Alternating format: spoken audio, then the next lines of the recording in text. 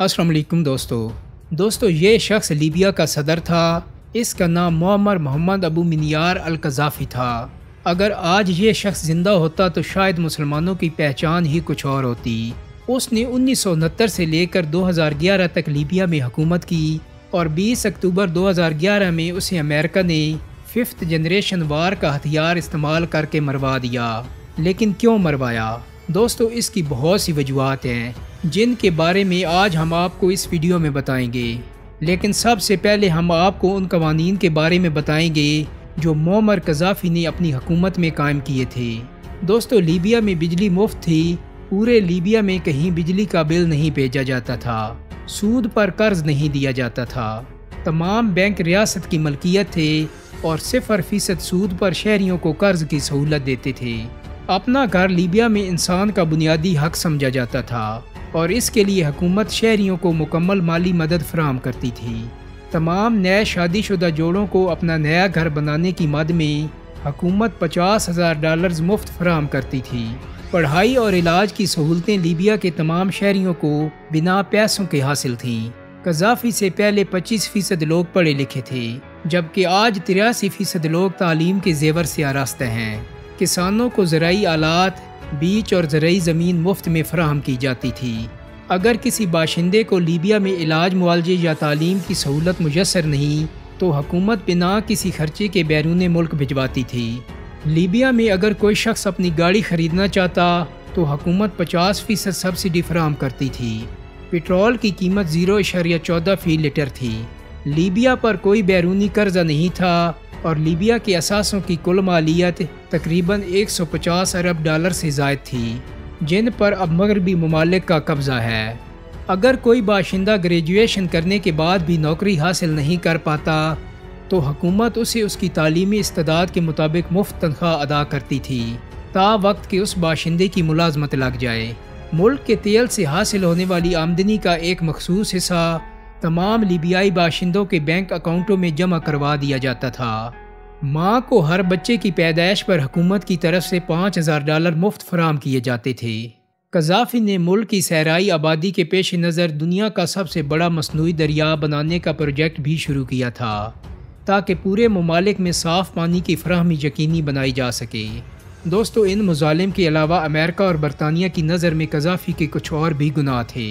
कज़ाफ़ी ने बादशाहत के दौरान लीबिया पर राज करने वाले दौलतमंद, तालीम याफ्ता, क़दामत पसंद तबके को ख़त्म करके लीबिया में सोशलिज़म लाना अपना मिशन बनाया था। उसने लीबिया में तेल की पैदावार में इजाफ़ा किया और कानूनी निज़ाम में इस्लाम का मजहबी कानून मुतारिफ़ करवाया। उन्होंने अवाम की कबायली वाबस्तगियों को दबाने के लिए काम किया ताकि एक कौम की मुतहदा शनाख्त पैदा हो सके। लीबिया का कंट्रोल संभालने के बाद कज़ाफ़ी अमेरिका की इसराइल हमायत पर तनकीद करने लगे थे। इसके बावजूद अमेरिका और बरतानिया ने कज़ाफ़ी से सफारतकारी बढ़ा दी, लेकिन कज़ाफ़ी ने उनकी हमायत से इनकार कर दिया और इसके बजाय अमेरिका और बरतानिया दोनों को साम्राज्य समझा। कौमी खुद मुख्तारी को ज़ाहिर करने और लीबिया को गैर मुल्की इस्तमारी असरात से पाक रखने का अज़्म करते हुए कज़ाफ़ी ने मुतालबा किया कि अमेरिका और बरतानिया अपने फ़ौजी अड्डों को लीबिया से ख़त्म करे। उसने लीबिया में मुकीम 10,000 अतालवियों और यहूदियों की एक छोटी तादाद को भी बेदखल कर दिया। दोस्तों 1973 में जब इसराइल ने एक लीबिया के हवाई जहाज़ को मार गिराया था जो मिस्र से इसराइली फ़िज़ाई हदूद से भटक गया था, कज़ाफ़ी को मिस्र से पहले इस वाक़या का बदला लेने और फिर चार्टर्ड बहरी जहाज़ को डबोकर जवाबी कार्रवाई से इनकार पर नाराज़गी का निशाना बनाया गया। 1981 में अमरीकी सदर रोनाल्ड रैगन ने कज़ाफ़ी को मशरिक़ वस्ता का पागल कुत्ता करार दे दिया। जवाब में कज़ाफ़ी ने मास्को का दौरा करके और वारसा मुआहदे में शामिल होने की धमकी देकर रैगन की मुखालफत कर दी। रैगन ने वाशिंगटन में लीबिया का सफारतखाना बंद कर दिया, लीबिया के तेल पर पाबंदी आयद कर दी और अमरीकी कंपनियों को लीबिया में कारोबार करने से मना कर दिया। अमरीकी और लीबिया की फ़ौजों में मुतअद्दिद छोटी छोटी झड़पें हुई। इसके बाद रैगन ने अमरीकी फ़ौज को बहर रूम के साहिल पर लीबिया के साहिल से दूर खलीजा सर्ट में मशक़ें करने का हुक्म दिया। आखिरकार 15 अप्रैल 1986 को अमरीकी फ़ौज ने लीबिया पर कई फ़िज़ाई हमले किए, फ़ौजी तनसीबात पर बमबारी की। 100 के करीब लीबियन हलाक और कज़ाफ़ी के घर को निशाना बनाया गया। जिससे उसके 2 बेटे ज़ख्मी हो गए। अमेरिका की बैनुल-अक़वामी सतह पर मज़म्मत की गई, लेकिन रेगन को अमेरिका में सराहा गया। इधर इस वाक़या की वजह से अरब अक़वाम कज़ाफ़ी से हमदर्दी का बायस बनी। दोस्तों 1988 में स्कॉटलैंड में लाकर्बी के ऊपर पैन एम फ़्लाइट 103 को उड़ा दिया गया, जिसमें 259 मुसाफिर हलाक हो गए। बरतानवी तफ्तीशकारों ने 2 लीबियाई बाशिंदों को मुश्तबा अफराद के तौर पर शनाख्त किया और मुतालबा किया कि लीबिया उनको बरतानिया के हवाले कर दे। कज़ाफ़ी ने इनकार कर दिया, जिसकी वजह से अक़वाम मुत्तहिदा ने लीबिया के ख़िलाफ़ मुआशी पाबंदियाँ आयद कर दीं, जिससे लीबिया की मईशत को शदीद नुकसान पहुँचा।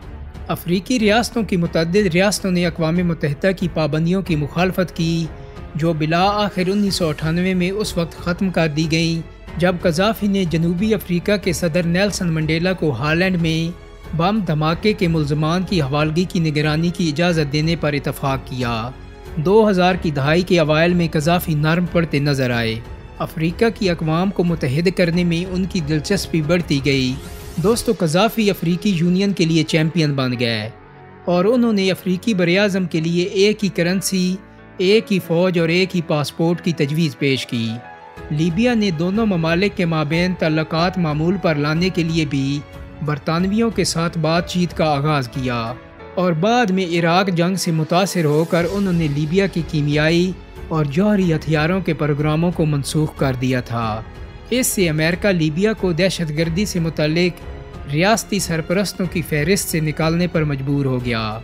जब एक मोतदल मजाज कज़ाफ़ी सामने आया, लेकिन वो अमरीकी इत्तेहादी नहीं बन सका था। मगरब के साथ बेहतर तल्लुकात के बावजूद कज़ाफ़ी ने अपने मगरबी मुखालिफ बयानात को जारी रखा। अफ्रीका और लातीनी अमेरिका में साम्राज्यों को दरअंदाजी से रोकने के अज़्म में वेनेज़ुएला के सदर ह्यूगो चावेज़ के साथ शामिल होना, नेटो का मुकाबला करने के लिए जनूबी बहरा ओकियानोस के मुआहदे की तंजीम के क़याम की तजवीज़, न्यूयॉर्क में अक़वाम मुत्तहिदा की जनरल असम्बली से पहली बार खिताब करते हुए मगरबी जाहिरियत की मज़म्मत के लिए अपनी तकरीर का इस्तेमाल। दोस्तों ये सब मुअम्मर कज़ाफ़ी के मुज़ालिम की तफसील थी, लेकिन उसके 3 बहुत बड़े गुनाह जो कि उसकी शहादत के सबब बने वो ये थे। पहला ये कि पाकिस्तान को एटमी प्रोग्राम के लिए $100 मिलियन की रकम उस वक्त फराहम की जब पाकिस्तान पर हर तरह की पाबंदियाँ थी। इसी रकम से पाकिस्तान ने अपना एटमी प्रोग्राम शुरू किया था। दूसरा, उसने हमेशा मुसलमान ममालिक को इकट्ठा करके उनका एक बुलाक बनाने की कोशिश की, कभी अफ्रीकी ममालिक का बुलाक, कभी अरब ममालिक का, लेकिन हमारे मुसलमान ममालिक ने कज़ाफ़ी की बात कभी नहीं मानी और आपस में ही लड़ने मरने पर मुत्तफ़िक रहे। दोस्तों तीसरी चीज़ में तो उसने हद ही कर दी थी जब उसने सोने और चांदी के सिक्कों में लेन देन करने का फ़ैसला किया और ऐलान किया कि पेपर करेंसी जैली करेंसी है। कज़ाफ़ी के इन गुनाहों की बदौलत ही अमेरिका ने कज़ाफ़ी को शहीद करवा दिया ताकि लीबिया के अवाम को एक जालिम डिक्टेटर से निजात दिलाई जा सके। दोस्तों अगर आज के लीबिया को देखें तो हर तरफ अफरा तफरी है। पूरा मुल्क पिछले 10 सालों से शदीद खाना जंगी का शिकार है। अवाम गुर्बत और बेरोज़गारी की चक्की में पिस रहे हैं। तेल की आमदनी आधे से भी कम रह गई है। लीबिया की करेंसी शदीद तनज़्ज़ुली का शिकार है। बैरूनी सरमायाकारी बिल्कुल ख़त्म हो चुकी है। पूरे मुल्क में बदउनवानी और लूट मार राइज है। दोस्तों अब फैसला आपके हाथों में है कि कौन सही था और कौन गलत है। दोस्तों उम्मीद करता हूँ कि मेरी आज की वीडियो आपको पसंद आई होगी। अगर वीडियो अच्छी लगी है तो इसको लाइक और शेयर कर दें। मेरे चैनल को सब्सक्राइब करने के साथ साथ बेल आइकन को भी क्लिक कर दें ताकि आपको मेरी आने वाली मज़ीद वीडियोज़ के नोटिफिकेशन मिलते रहें। बहुत जल्दी एक नई वीडियो के साथ मुलाकात होगी। अपना बहुत सारा ख्याल रखिएगा। अल्लाह हाफ़िज़।